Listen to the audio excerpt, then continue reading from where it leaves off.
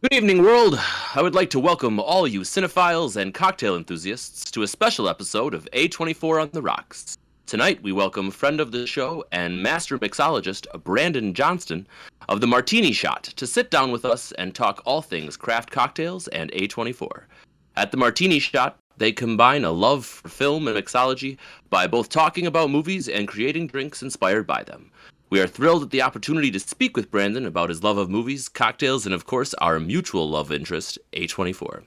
You can check out more of his content at themartinishot.blog. And as we do on every episode of the show, we all have a drink in our hands. But tonight, as we mentioned, it is special. So we have all selected a specialty cocktail from Brandon's recent movie reviews to sample. So, before I begin, I'm going to ask all of you, what are you drinking?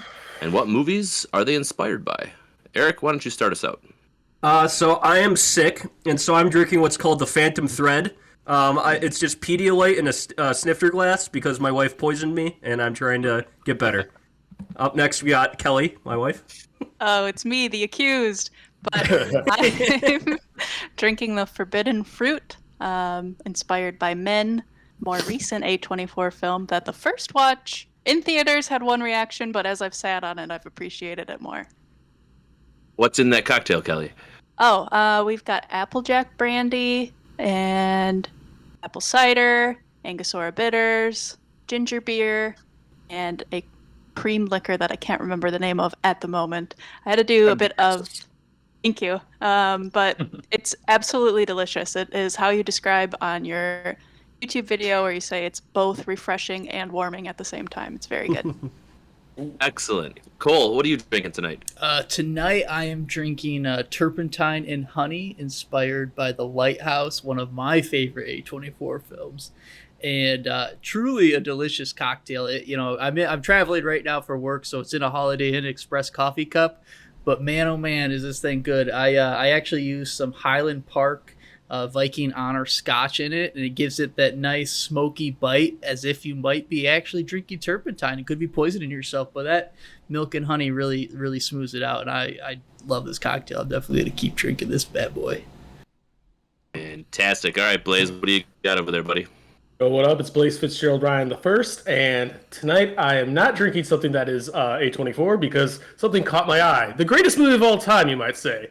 I decided it was Morbin time. I'm having artificial blood, crafted by my favorite bartender. We used effing cherry, shot of curacao, lemon juice, and we didn't have the bubbly, whatever you call it, but we used tonic water or something like that. So, but yeah, it looks amazing. It looks like the artificial blood, and I feel like I'm more $1 billion at this point. So. All right, and I am drinking a good old-fashioned whiskey sour tonight. Rick Dalton's All-American Whiskey Sour, in fact, from Once Upon a Time in Hollywood. Very straightforward. We've got some Eagle Rare bourbon whiskey in there, a couple shots of simple syrup, egg whites, and cherry for garnish. It's delicious. Think you're so fancy with your Eagle Rare over there, don't you? It's just real good. Honestly, if I could find it where I'm living, it's kind of scarce right now. That would be in all of my whiskey-based cocktails. I love me some Eagle Rare.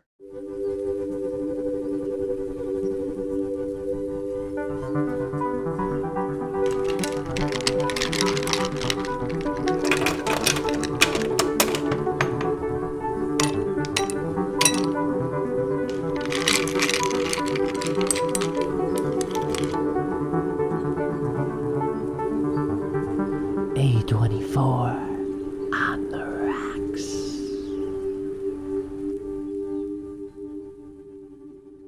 So smooth. Thank you very much. And then, Brandon, you got a cocktail you're sipping on tonight? I have yet to make it. I figured I would go ahead and start by showing you guys how to make one. I figured that'd be in the spirit. And thankfully, it's a cocktail that neither of you guys are drinking. Hell yeah. So the one I'm going to be showing you guys how to make is a cocktail called Sex on the Farm. This is a cocktail I made for X, mainly just because the name, I couldn't avoid it. The name is just perfect.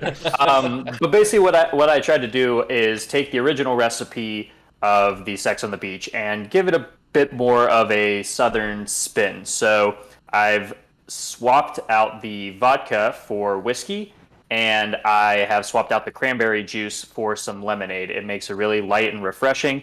This is a very good cocktail. This is one that I've gotten a ton of positive feedback just from anyone I've ever made it for, so I figured I'd go ahead and start with that one.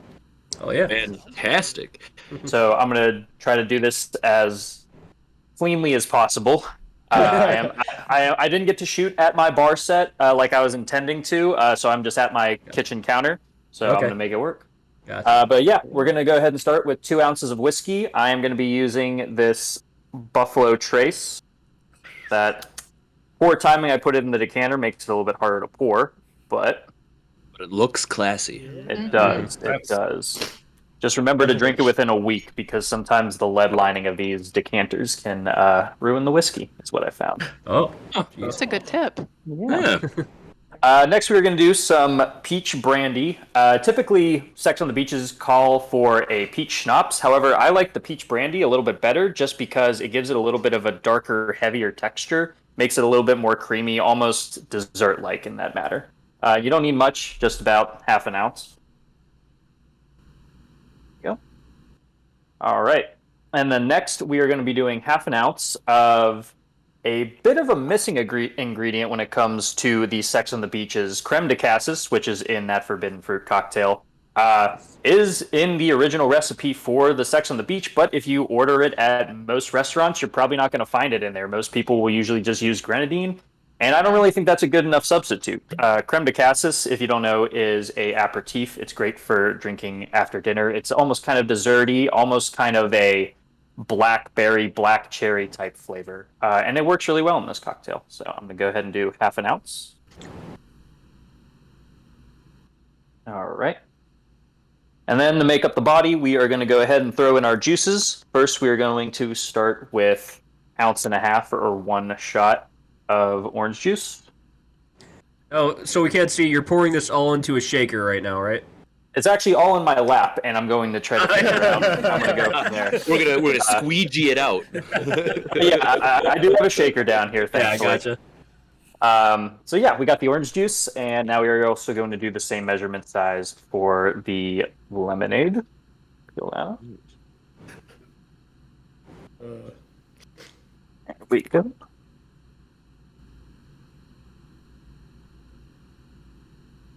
Good deal. And I already got some ice in here. So I'm going to go ahead and give that a quick shake. Here comes the ASMR part, everyone. Yeah. Buckle up. So glad my headphones are in. Oh man, he's got the self isolating. I can't even hear him shaking. Yep. Truthfully, most of the ice is melted because that was like the first thing I prepared for, is like I don't want to get up and go put ice in my shaker while we're recording, and Gotcha. so this might be a tad more watery than I'm wanting, but oh yeah, there's like Eric put the there. shake in post. Yeah. All right, but yeah, that's basically it. That's the Sex on the Beach. Like I said, very refreshing, but that creamy element also makes it almost dessert-like as well. So this is one of my favorite cocktails. It's been one that a lot of people I've made it for have said that it's been one of their favorites I've made for them. So yeah, cheers, guys. Cheers. Cheers. Right. So now that we all have our beverages in hand, Brandon, I'm going to have you still kind of take over the floor a little bit, and why don't you just give us a little bit of background about yourself, kind of just how you got invested in movies and mixology, and kind of just, how you got to where you are right now. Yeah, of course. So the movie side of that is probably the easiest one. I've always been obsessed with movies ever since I was young. I was making my own movies with a camcorder that could only record 5 minutes of footage at a time. I got into stop motion animation with Microsoft Paint and Microsoft Movie Studio. I made I think a 10-minute long little movie for school that crashed my computer at least 3 times. But yeah, it's something I've always been interested in, and it wasn't until around high school, college, it really started to blossom into the love that it is now, to the point where I really wanted to work in film, and that's kind of what I've been doing for the past couple years. It kind of went on hiatus because of COVID and all that, and I moved to a different state. I currently live in Atlanta, where there's a lot of production going on right now. But I was living in Raleigh, North Carolina for 2 years. Wasn't working in film up there. I went there to be with my then fiance, now wife. And once COVID happened, I kind of needed something to do because I had lost my job. I was originally working at the Alamo Draft House, if you guys are familiar. Oh yeah. Oh my god. I Mhm. love Yeah. that. So Cole over here lives in Savannah, and he Yeah. loves Elmo Draft House. Yeah, Oh, I love it. I lived in Kansas City, and I was like 2 blocks away from the one down there, and I went to it all the time. But it's shut down, and my heart's broken. So That's unfortunate. Yeah, I miss it every day. I'm surprised Atlanta hasn't gotten one yet. It seems like a no-brainer, but it's whatever. But before I got laid off because of COVID there, I was about to start training to become a bartender there. And I was really interested in mixology at that point, but I hadn't really done anything with that. I wasn't really a huge drinker until kind of later in my life, but I was really interested in the creative side of making drinks. So once COVID happened and I really had nothing to do, I was just kind of in my apartment doing nothing. I decided to try to mold two of my passions, one that I've had all my life and a fairly new one. And that's pretty much where the Martini Shot came from. And it was basically a opportunity to not only express my love for movies, but also learn a new skill while I'm at it. And I've been doing it for about 3 years. It's been slowly growing. It used to just kind of be a little hobby thing I was doing. It wasn't until more recently I've been trying to grow it into a full-on brand and stuff like that. I've been trying to up my production quality. I work for a production company right now, and they've been super kind to actually build me the bar set that appears in the YouTube videos that I do. Cool. yeah. They've allowed me to have access to all of their industry grade cameras, lighting, sound, stuff like that. Damn. So it's just finding the time to do it, but I'm hoping it'll eventually turn into something that I can just do for the rest of my life, honestly. Time. It's crazy. Yeah. So I So I think guess- a couple of us have some questions for you. Yeah. Eric, go ahead. Why don't you start it Yeah. us? Do you have any interesting stories of how you thought of and made one of these cocktails? Like, I'm interested in how you kind of think of a lot of these cocktails. Yeah, so a lot of different elements kind of go into when I'm thinking of a cocktail, and it can be some really obvious ones like, oh, they make a drink in that movie, so I'll make that same drink. Mhm. But then it can go a little bit more deeper than that. It can be what's kind of the aesthetic of it, what fits the time period, what would maybe those characters drink? Is there some kind of maybe minor thing that I can latch onto that would have an interesting drink concept? One of them that I can think of is one of the earliest cocktails I did was for Uncut Gems, and that cocktail is called Howard's Fish Tank. And Okay. that's purely based off the scene where Damani pours that red energy drink into his fish tank Right, yeah. with all its fish. I was like, oh yeah, that would be a cool idea for a drink. So I kind of went off of that. So yeah, it can be very specific things. It can be more broad things, like the most recent cocktail I did for the Bob's Burgers movie. I just wanted to kind of encapsulate kind of that feel of summertime and just kind of like light, free, bubbly energy, because that's kind of what the movie felt like. Cool. That's Yeah, awesome. your creativity in these drinks that you make is so apparent, and your passion behind it is so apparent as well. Thank you. It makes sense now that you explain your amazing set and everything. That's really great that your company is so supportive of all that. I was blown away by your production value. And I was wondering, with your background that you kind of just discussed of you as a kid, do you edit your own videos and everything? And is your movie poster, is that green screened out behind you? Can you tell me about Yeah. that? Yeah, so that is a green screen. I was trying to figure out a way that I could keep the set changing from episode to episode without having to put in too much work. And we just had this small little chalkboard that no one was using. So I thought it would be a cool idea. We had this big, long, not like a green screen per se, but it was made out of paper. It was just this long roll of just green paper. And I asked the set designer for the studio I worked at, and I was just like, hey, do you mind if I cut up some of that and just place it on that chalkboard? And it turns out perfect. Like, a lot of people don't even know that it's green screen. Yeah, so with like the set and the whole production, I would say about 90% of it is me. I write all of my scripts. I obviously do all the cocktails and all that. I edit all my videos. I do have some people that do help me behind the scenes. I have one guy I work with, Michael, He's a cameraman for the studio that I work for, and he was super excited to help me out with this. He's helped me out with all of my shoots. He somehow manages to run a double camera setup, maintain audio, and run a teleprompter all at once. So he's a real superstar and really kind of makes the show run as smoothly as it does. But yeah, aside from that, yeah, it's pretty much just kind of almost a one-man show outside of the little bit of help I do get. Eventually, I'm hoping to get more of a bigger team behind it, just so I can be producing more content more consistently. Because right now I'm only on a week upload if I'm lucky. I didn't even put out anything last week.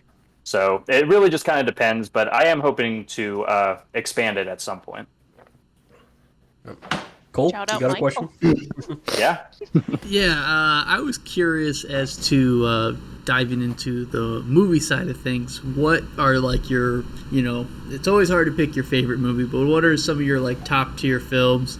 And if they're not A24, which one, what A24 ones do you have for us? That are your top tier? Yeah, I guess I'll go what's in the top 4 on my letterbox currently. So I do agree with you that saying what your favorite movie of all time with is an almost impossible question to answer. Mm-hmm. But then I saw Parasite, and Ooh, Parasite, I Parasite. think That's a good one. Parasite blew me away when I saw it. I saw that movie, I think, 8 times in theaters. One of those showings was in black and white, which was pretty cool. I was aware of Bong Joon-ho for a while, like I had seen the host Snowpiercer Okja at that time. Nice. But this one, just from a craft standpoint, just blew me away. There's things that it took 3 or 4 watches to eventually pick up on, and just everything works so well. Everything is a cog in the machine, and there's no sputtering, there's no hiccups, nothing feels forced. Everything is so natural. That was probably the most surprised I've ever been by a movie once it gets to the twist of that movie, because it just feels, it's so out of left field, but at the same time, when you go back and think about it, it's all so natural, and the groundwork was there, and it was so subtle. I just love everything about that movie. So that's probably my favorite movie of all time, at least at the moment. As far as the other ones that I can think of off the top of my head, my all-time favorite comedy has to be the original Airplane. I think Okay. movies Yeah. just don't get made like Leslie that Nielsen? anymore. Yeah, favorite comedy of all time. One of those things that, like, I don't know if a movie like that can ever be made again just because of the mindset behind it. Especially with parody. Parody is kind of a dead genre for the most part. I think the last good parody movie I saw was Walk Hard, the Dewey Cox story. Yep. Like, after That's a that, good there just one. hasn't been anything that could even match it. But yeah, Airplane, that's definitely my favorite comedy of all time. My favorite horror movie of all time, I think, is still John Carpenter's The Thing. Going back to Okay. that movie, That's one it of Cole's holds up. favorites. Cole loves it. Yeah, it holds up so well. It's paced so well, acting so well. The effects, The practical effects. Oh my god. the practical effects, like, they'll stand the test of time longer than any CGI that we'll ever see, basically. It's such a great movie, and I love showing it to people who haven't seen it for the first time. It really surprises them, not only just how visceral it can get, but how genuinely scary it is. It's such a well-made horror movie. And then I guess to finish it off, what I think my favorite A24 movie, it might be The Lighthouse. The Lighthouse is an enigma of a movie. Robert Eggers, I don't want to say he peaked, because it's going to be so hard to top something like that, but just everything from the craft, the presentation, the directing, the acting, it's a perfect movie. Oh yeah. Blaze, did you have a question too? Yeah, so mine's kind of a hybrid question between Eric and Cole's. So the reason why you got on our radar in the first place is because you make so many drinks inspired by A24 movies. So what my question is do you really like A24 as a film? You try to make the drinks like fit with the movies, or is it the opposite where it's just the A24 is such a huge well of drink ideas? If that makes sense. I will say the A24 movies are probably the hardest ones to make cocktails for, just because they're not always as straightforward as some of the more mainstream movies. Right. Sometimes it does kind of lend itself to it, like the turpentine and honey. It was a pretty easy one to adapt from there. The one I did for Midsummer, the May Queen Lemonade, that was based off kind of like the drinks the cult was drinking. Yeah. So yeah, it can be tricky, especially for the A24 movies, to come up with one. And usually, I'll plan out my schedule of movies I want to cover, and sometimes I'll have a cocktail just right off the bat that I know I want to do. But the A24 ones, pretty consistently, I always have to like see it first, and I always have to kind of sit on it for a few days before I actually think I can come up with a drink that I think will not only be good, but it will also be a good representation of that movie. Of course, of course. So I guess then that kind of parodies my question, or lends to my question. How do you pick and choose what you are going to review? I mean, do you go every single movie that gets released down the line? I'm looking at your website, you've got all your 2022, 21, and then Friday the 13th gets thrown in there, and then you do a full review on that. And like, I love that because it seems like it's just kind of whatever comes to mind is your inspiration. So I guess I got to hear it from you. How do you decide? Yeah, so when I was first starting, because it was in the full swing of COVID, as you guys will probably remember, not a lot of movies were being released at that time. So I pretty much just kind of started with all of those movies from the previous year, 2019, which, in my opinion, one of the best years of film in a good while. Is that Parasite? The same year as Parasite? Was that 2019? That's Parasite. That's Lighthouse. Midsummer, Marriage Story, Uncut Gems. It was just a banger of a year. But yeah, so nowadays, with the kind of schedule that I have right now, just between work and home life and stuff like that, I try to stick to the most recent releases, mainly just because they're going to be the most topical. I still love going to the movie theaters, so I always like going out and seeing what's new.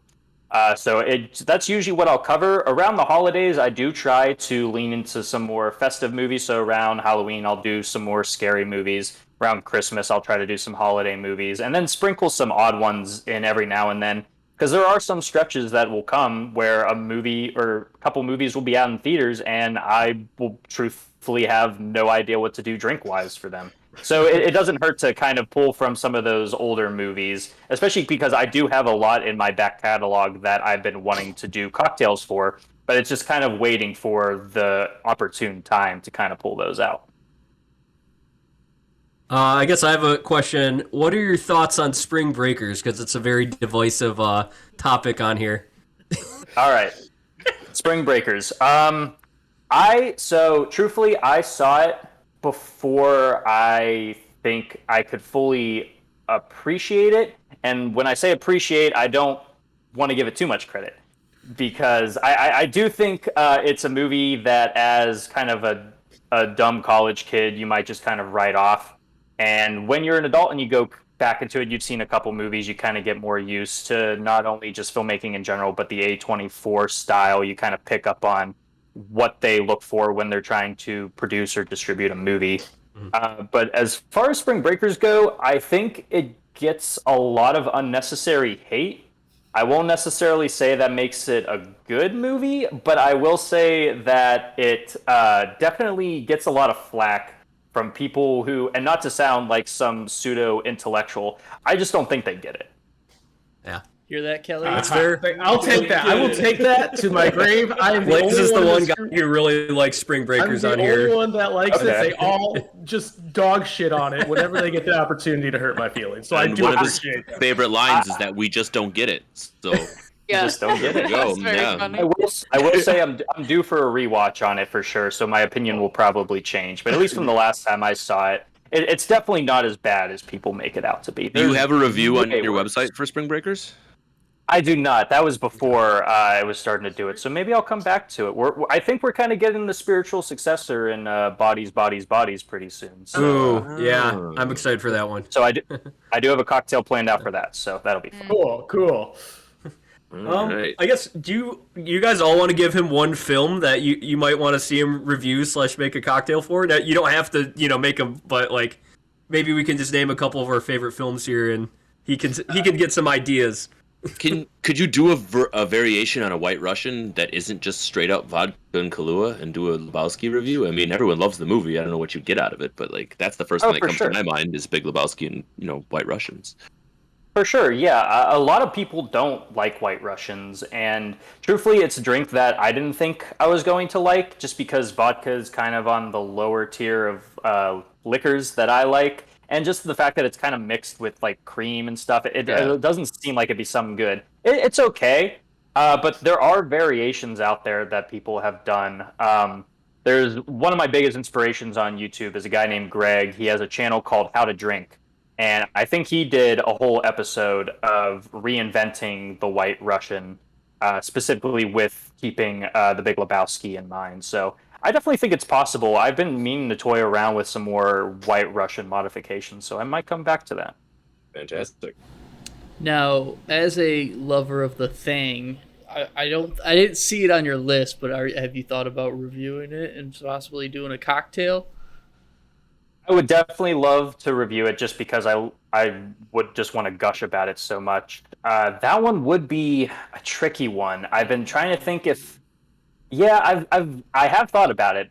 Believe it or not, I've gone back and forth on whether or not I want it to be kind of like either encapsulating the winter, real snowy atmosphere of the film, or maybe go for something a little bit more complex. Maybe a drink that looks like one thing but tastes like something completely different, or something that has like kind of a very complex evolution to its flavor profile. So that's something I've been thinking about. It's definitely one of those movies that I love so much that I would have to put in a ton of thought into the cocktail before I would feel comfortable ever making a whole video about it. Okay, I have an idea for one. So, Seven. Yeah. That's one of my favorite films. What if you got like a little head that you could put in the middle of the cocktail, and then yeah, you just had a cocktail surrounding it, and I don't know, maybe you drank it out of a box kind of drink. You know, I guarantee you there is a box-shaped glass out there, so that would honestly be a good one. You could have a lot of fun with that. I think like you could even like the garnish itself could be like the head, and it could be like maybe like a cherry with something on it or something like that. Yeah, that would be a cool one. I'd be down to try that. That'd be awesome. Brandon, how many total movie reviews and cocktails do you have currently published online? Ooh, man. So I think I have about 60 or 70 cocktails currently online. A little bit more reviews. So the reviews in my videos are kind of a new thing. I used to just do videos that were really quick, and it would just kind of show you how to make the cocktail. But since I upped the production, this is basically how I always wanted to produce it, was always to be a movie review show and a cocktail show. So there are some reviews that you can find on the blog that don't have cocktails attached to them, but I just really felt like talking about them, and it could have been new releases that I didn't think anyone would see, like Gaia or The Killing of Two Lovers. Or it was just like an old movie that I just came across for the first time, like Top Secret, that I just really wanted to talk about. Awesome. Well, we have any more questions? All right. Yeah, man, it's been a pleasure, Brandon. Yeah. So, Thank you so much for your time. thank you so much. Yeah. Yes, thank you guys. We definitely would like to have you on again, yeah. Well, thank you, Brandon, for your time, the great conversation, and the incredible cocktail tips. I'm sure we're all going to take these back with us and enjoy them every time we watch the next movie. But now we're moving on to our look back at the first 15 movies that our band of merry misfit movie reviewers have had the pleasure of reviewing over the past several months. These were the first 15 movies from A24 and covered all of the releases from 2013 and 2014. So everybody, we made it. It was a slog. Some of them were pretty terrible. Some of them were okay. And I'm sure we're going to all rehash of our opinions for all of our listeners. But, it starts off right off the bat with, what was our favorite? What was that movie out of all of those 15 that we just went, that takes the cake? We're going to start off with that. And Cole, I think your opinion is going to be the first one we hear tonight. So give us a whirl. What was your favorite movie reviewed during the first couple episodes of this podcast? First and most important by far. Obviously, I don't know who else could pick anything different besides the Rover. Robert Pattinson revitalized his... Wait, Tusk? Come on. Oh, hold on. We're already arguing here. Let Cole have his time. So early. Eric. Let Cole have his Excuse time. me. Cole, please continue. I'm talking about a man revitalizing his career from Twilight and really showing the world his acting chops while doing an accurate portrayal of how Mad Max would have actually been in Australia. I'm talking about The Rover, the greatest film from 2014/13 of A24. I absolutely love that film. Got the highest review across the board, so I thought sounds like it's a winner, and that we could just end the podcast here. I really appreciate everyone's time. Most Violent Year is tied with The Rover for average Most ratings. Violent Year only All had right. 4 votes. It had 4 votes Yep. versus Both 5 is votes. average So rating if of you A-. think about it, That's right. there- you know the pool It's of not people. actually. Yeah. It's Yeah. different. So until I watch and review it, we can't have that conversation. Yeah, we'll get to Kevin when it comes to that. That's right. Yeah, All right, Kevin, Eric, you're gonna- since Tiebreaker. you had the, I'm gonna hate it. Eric, since you had the most vehement reaction to Mr. Cole, you're gonna go next. What was your favorite? I just wanted him to rate Tusk the best because I thought that was a fantastic film. Just kidding, I gave it enough. But yeah, I think my favorite film of the first 2 years of A24 was A Most Violent Year, and I think that Enemy and Under the Skin are kind of like what you picture as an A24 film. They're very deep. There's a lot of analysis that goes into it. It's kind of a mind fuck. But A Most Violent Year for me was just a great film that I could see it could have won an Academy Award, and it was actually nominated for Academy Awards. And that one just it was my favorite film they put out of the first 2 years. I think that there will be other A24 films going forward that'll like more, but that one really struck me as it was so well done. I think cinematography, writing, acting, it was great on every level for me. Fantastic. Well, I think the natural progression in this conversation is going to go to Miss Kelly over here. Always what was your favorite? What tickled your fancy? I was at the What natural Right. progression. I was like, I'm always after Eric. That's the duty of a Oh. wife. No. Hold on. Behind every good man, there's a woman to also make a review. Yes. So please, Kelly. My fave is go ahead. actually one that I wasn't on the episode, or wasn't on that episode, but Enemy would have been my fave of the first couple years. I know the Rover's very good, and what's weird too is that my unofficial review for Enemy is like a B+. I don't think it's a better film than Rover, but I like watching it more. And it's one that I like to revisit.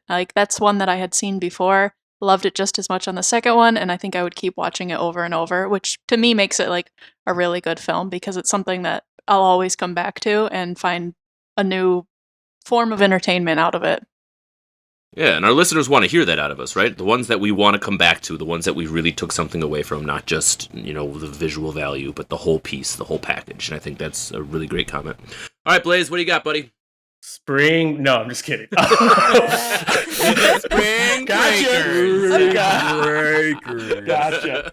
No, I actually have to completely mirror what Eric said. I think as far as the best movie, I think A Most Violent Year was the best movie that we saw out of the first 15 or so that we did. But if we're talking about A24 type films specifically, I think Enemy stands far and ahead above everyone as far as, where good discussions can come from and, what symbolism means and what this certain camera angle means and stuff like that. We can actually dissect that film where Most Violent Year, like I said, the metaphors were a little heavy-handed, but it's still a phenomenal movie. But yeah, it's got to be a tie just because I think the better movie is Most Violent Year, but the trend that I want A24 to go to in the future as we progress in this podcast, I want it to be more like a more open-ended discussion.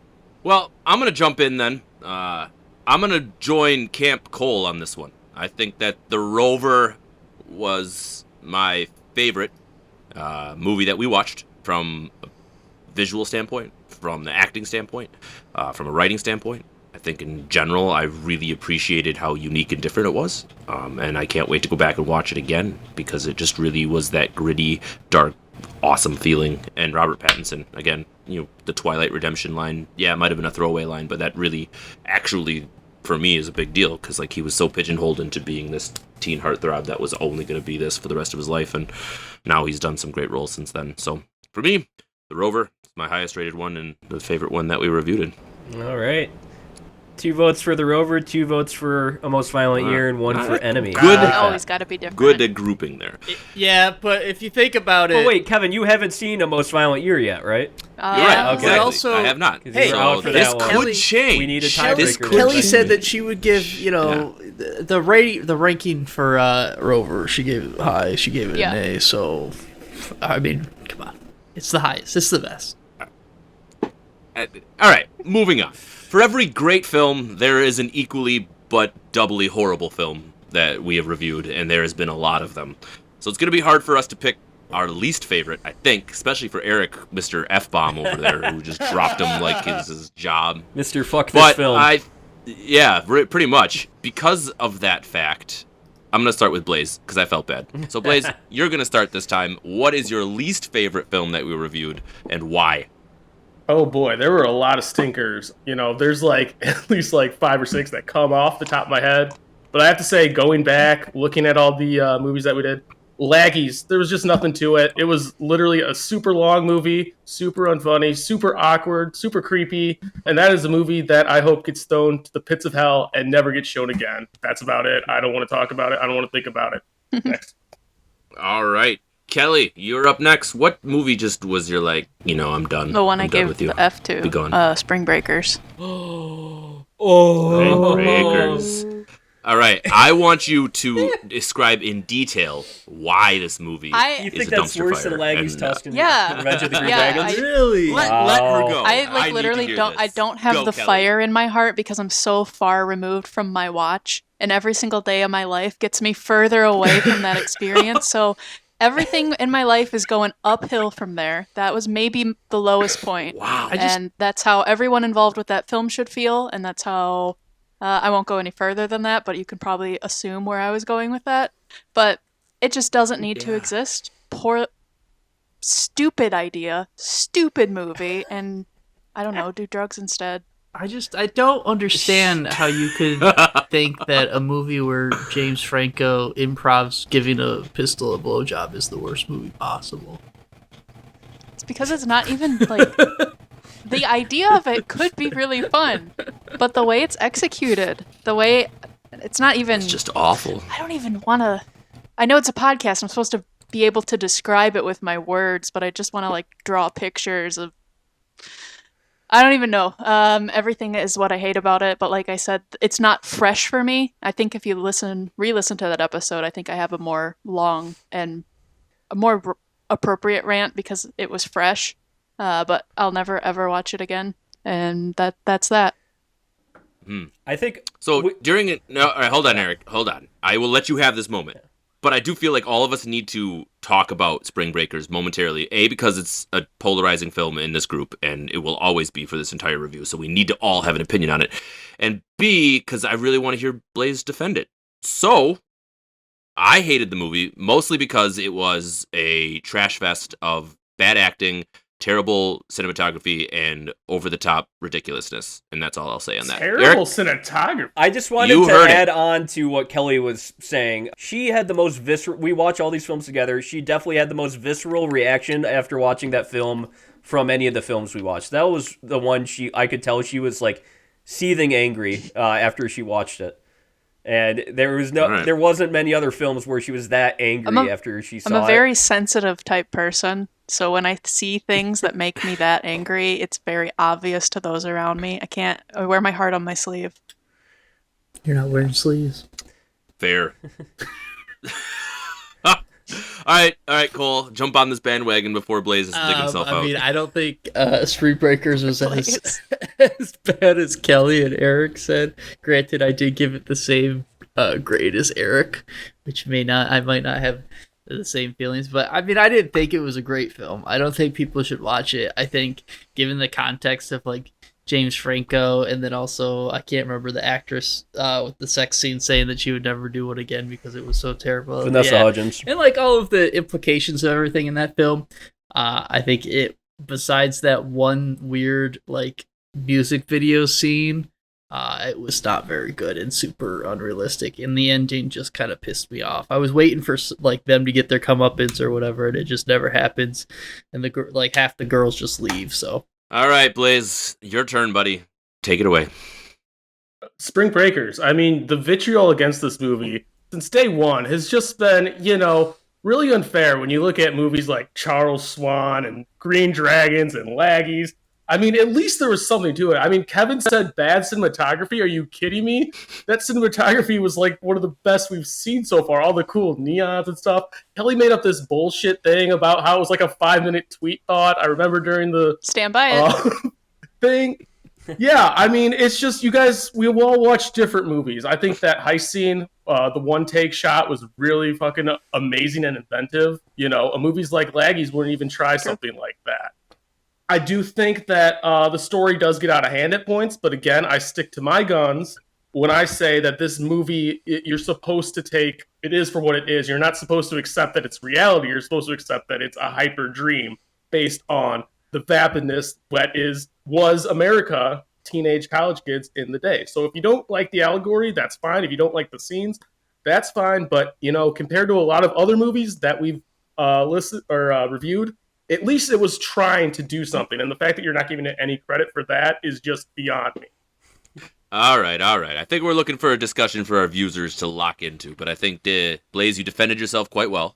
I will walk back my one comment on the cinematography only because of the piano scene, but everything else is still trash. Okay. Anybody else have any opinions on this particular piece before we move on? Cole, what was your least favorite movie that we watched? My least favorite movie was least definitely favorite. Revenge of the Green Dragons. I think, I've enjoyed my fair share of Hong Kong-based films and other, like, Southeast Asian films and stuff of that nature. With, like I talked about, Hard Boil is from Hong Kong and from, the same area, and it was made, 30 years earlier, and it is phenomenal action scenes and tells a way better story involving gangsters and stuff than this terrible, terrible movie that had the worst action scenes I've ever seen, the worst story plot. I'm not 100% sure what the Green Dragons were revenging even, and there were the White Tigers. I wish the White Tigers would just win and kill them all. That's pretty much my... I'm a White Tiger. Let's go. All right.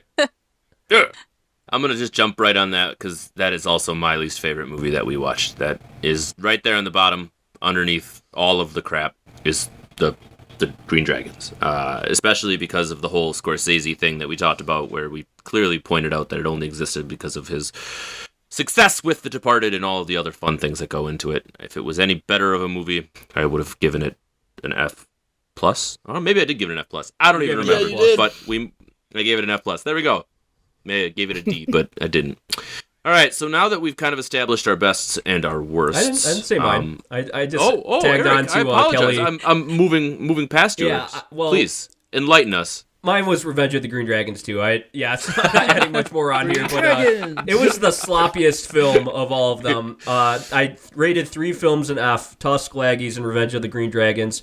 And I think Revenge of the Green Dragons was just like the sloppiest of all of them, where I saw like camera work and like the freeze frames and all that the cinematography in there was so sloppy that it made it below a normal film for me. Yeah, that straight to DVD release that we talked about, right? I just want to say one quick thing before we move on. According to Eric, Spring Breakers is our most listened to episode so far. So I think A Glimpse Inside the Mind of Charles Swan is. So, are you going to argue Spring that Breakers must is be the best second. movie? The people want Charlie Sheen. Bring him Winning. But wait, did that change? No, that's always been. And people apparently they wanted to listen to the first episode to see what kind of podcast we are, and so that's our most listened to episode. Well, what's the one most non-premiered? I mean, the non-premiere, the second most listened to is Spring Breakers. I think it's the most well-known film outside of that one. I'm not going to say it's because it's the favorite film for everyone. It's just the most well-known, I just think America, wants to hear, about a good movie. They want to hear a good movie review, so they chose, a good movie to listen to. James Franco, Selena Gomez, Vanessa Hudgens in one film, you're going to get a lot of people watching it, even no matter how good or bad. Some might argue that's the whole point, and that's why the movie itself is so bad. Waste of talent. Which is what we talked about. 100%. It gets peepers on the screen. Whatever. You know what? I'm not going to convince anyone, but... Nope. Just a little metadata for y'all. We're going to move on to the next question. obviously we've talked about the movies we really enjoyed and the movies that we did not enjoy. But how about the movies that we've kind of grown to appreciate or maybe changed our opinions on a little bit, either after our review or just as time has gone on? So now I'm going to ask about the movie that you would have rated differently post-episode, or how you would rate it today. So Kelly, why don't you start us out with the movie that you either did dirty, or you feel that you maybe have a second appreciation for, or even a movie that you found worse than you wrote the first time. I want to go around. Let's bring it up first. So I stand pretty firmly. I was reviewing all of my grades and I was like, I'm good at. I feel the same way about like all of them. So anything that I want to move a little up or a little down is by like a plus or a minus. You guys are gonna feel weird about this, but it's probably Lock. I think I had it at a B minus. I would move it up to a B. That one kind of has stuck in my mind. So it's that stickability. It's the same thing that I said why Enemy was my favorite. Stickability. Where it just kind of like, Great I don't know, cinematography. when you're daydreaming and a story comes back into your mind, or the visuals come back into your mind, or Tom Hardy comes back into your mind. The Imagine visuals that. of a BMW interior. Well, it's not even just that. It was an experience of a movie where you're kind of filling in the gaps yourself, and so it makes you daydream. So it just kind of made me think about it more even afterwards. So I would give that up just a little tiny bump, but everything else, when I reviewed my own grades, I was like, I still kind of feel the same way about all of it. All right, sounds good. Cool, you're next, bud. Any strong opinions about a movie changing? I will stick with my rating for Lock at a D24. As for changing any of my ratings, looking back, given that there is discussion on if Rover or Most Violent Year is better, I'm gonna have to change my Most Violent Year score to a D. That's dirty. No, we're striking this from the record. For the most part, I was pretty happy. Although I will say, my Under the Skin, I wish I gave it a better score. Looking back at it, I just think the premise and like just so A24-y for how many films that we watched that didn't have that, the A24 vibe that we talked about. I feel like Under the Skin really kind of captured all of that. There's apparently a big storm outside. I am gonna bump it up from a C plus 24 to a B minus 24. So that's my change. Beautiful. All right, Blaze, you're up, my friend. What do you think? I have to agree with Cole. I think my original grade for Under the Skin was not fair to Under the Skin because I didn't necessarily understand it. But like I said with Spring Breakers, it was trying for something. It was trying to make me feel something. I told you guys I would go back and rewatch it. I have not yet, but I am excited to rewatch it with a little bit more understanding, having listened to our episode, hearing all your guys' viewpoints and ideas. And yeah, I can't wait to give it another chance. So I believe I gave it a C minus. I want to wash the slate clean. I want to give it a solid B, and I'll come in with a part 3 after I watch it again because I think I did it really dirty. There you go. All right, Eric, what do you got, bud? I stick by a lot of my ratings. I think Under the Skin, though, I might appreciate even more if I watched it a second time, too. And I had a B plus on that. I really enjoyed that film, and I think that Enemy and Under the Skin are kind of equal to me, where I gave Enemy an A minus and Under the Skin a B plus. As far as filmmaking goes and just everything that goes into both of those films, I think that they're pretty equal to me. So I would actually bump up Under the Skin to an A minus if I had a rewatch on that. All right. Well, at the risk of repeating all of you and your fine points about how Under the Skin was definitely underrated by a lot of us, and I did appreciate Kelly's comment on Locke, too, because I feel like that was a movie personally that I enjoyed, maybe not as high of a rating. But I'm going to go a little bit out of the box and say that I think I underappreciated Tusk a little bit while I was watching it. And I say that because thinking back on it for me, when Tusk got originally released, it was a movie that everyone was talking about. It was something that was popular, that was in the conversation. For better or for worse, clearly for the worse now. But looking back at what it represents as kind of that hive mind mentality of creating something just because you have the capacity to do it. As bad as the movie it was, I love the idea and the concept and Kevin Smith creating something out of nothing for the sake of doing it. So for that, I'm going to move mine up to a C- to join Blaze. It still was a pretty bad movie, but I think I appreciate it a little bit more after us watching it and kind of where it falls in the A24 library, at least for the first 15 of them. At this point, I'm pretty much going to open up the floor to anybody who has any more comments on some of the movies that we watched, maybe some of the things you're looking forward to in the next couple of years, or just in general, kind of a recappy vibe on our first couple of episodes and how we feel the podcast is going. Anybody? Go ahead. I think reviewing all these films for the first 2 years of A24, you had a couple films where you really saw like the direction that A24 they picked it up later when they started distributing more films. I think in the next couple of years we're going to see them really figure out the niche kind of film that they want to distribute. And what I've read more into is that A24, they're just a distribution studio, although they started producing films like The Lighthouse they produced. And I figured out that they have a relationship with a lot of directors that, like Ari Aster, Robert Eggers, these are people that they have a relationship with, and they will always say, like, yeah, I'll distribute your film. So I think the interesting thing for me is I kind of saw, like, I don't know, the worst of them, and then eventually what I think they picked out as their niche. And I saw that A24 wasn't always thought of as what everyone thinks of them as now.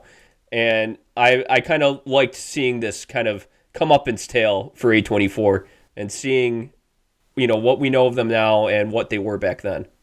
I'm going to jump in real quick with a comment. We were listening back to Revenge of the Green Dragons episode, and we all kind of commented how we were really surprised that A24 survived such a ridiculous downtrod in movies.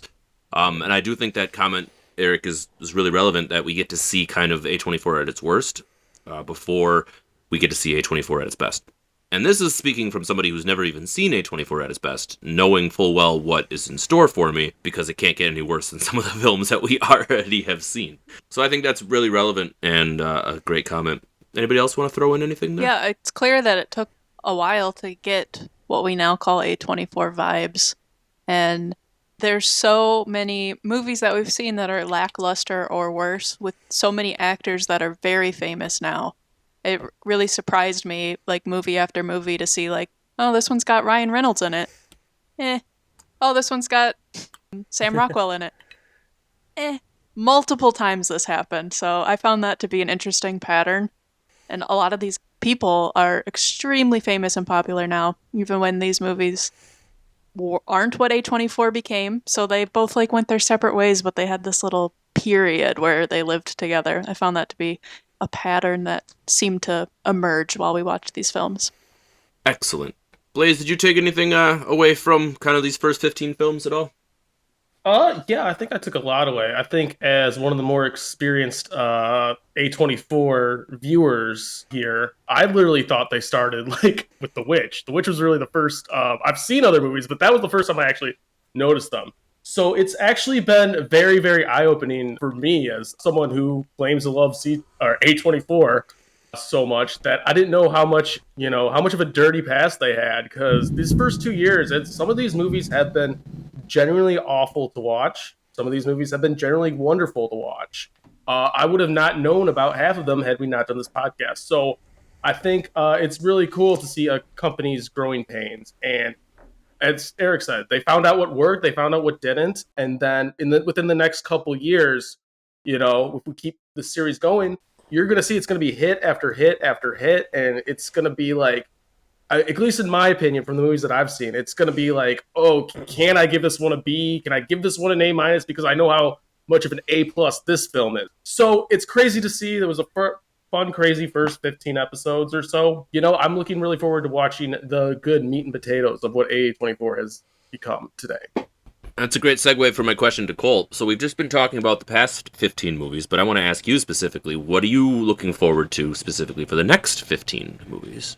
Maybe not so much on the films themselves, but the way that we're going to review them, kind of the things that we're just going to looking for, and just what the future might hold for this little band.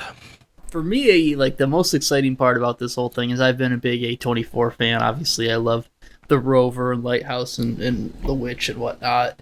But I guess I never I've never gone through like a whole catalog of a movie studio, and I've never seen them from the beginning. And it's cool because, you know, a lot of these movie studios have been around for a long time. Well, A24 or movie, you know, supplier, producer, what have you, is relatively new, and they have this weird kind of niche thing.